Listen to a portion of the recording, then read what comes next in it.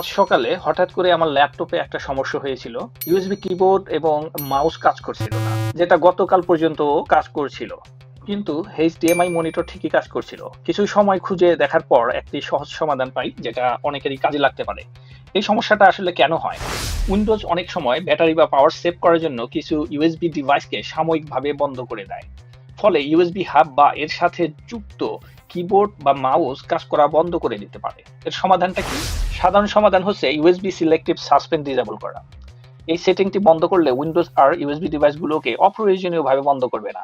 Start মেনুতে যান এবং সার্চ করুন এডিট পাওয়ার প্ল্যান। এখানে এটা পেয়ে যাবেন, এটা ওপেন করুন। তারপরে দ্বিতীয় ধাপে চেঞ্জ অ্যাডভান্সড পাওয়ার সেটিংসে ক্লিক করুন।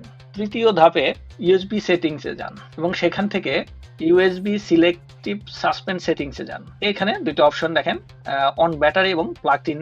অন ব্যাটারি ডিসেবল করুন এবং প্লাগড ইন ডিসেবল করুন। শেষে অ্যাপ্লাই এবং তারপর ওকে বাটনে ক্লিক করুন। আমি জাস্ট ইউএসবি হাবটি আনপ্লাগ করে আবার প্লাগ করেছিলাম, তারপর আমার প্রবলেমটা সলভ হয়েছিল। আশা করি সবার উপকারে লাগবে।